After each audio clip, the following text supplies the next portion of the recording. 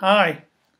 It's the seventh Sunday of Ordinary Time, and the readings perfectly lead us into this last weekend of Ordinary Time just before we go into the Lenten season. I hope you get a chance to really listen to or reread the first reading this Sunday, because it's the Lord speaking through the prophet Isaiah, telling us that no matter how many times we have sinned, no matter how many times we have walked away from God, that God is calling us back and forgiving our sins, that He, and only He, is the one that is going to be making all things new, that even in the most deserted places, He can make rivers flow. The gospel today is a very dramatic story about how Jesus was preaching to a large group of people, and this group of friends had this man who was a paralytic, and they so desperately wanted Jesus to heal him that they brought him to the home of where Jesus was talking, and the only way for them to get him in front of Jesus was to lower him from the roof. Now, Jesus was speaking to a very diverse group of people, really a polarized group, people that were devoted to him and knew what he could do, and then there were other people that were very skeptical and very much not believing anything of what Jesus had to say. It's sort of the polarization that we all live under in our daily lives.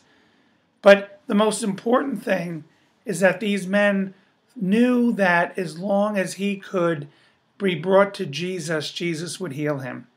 And despite the varying different people who either believed or disbelieved that Jesus could do it, Jesus was still able to heal him, tell him to pick up his mat and walk out the door. My friends, this Lent is hopefully a time for us where we can reconcile and really look at many things in our own lives that may be polarized.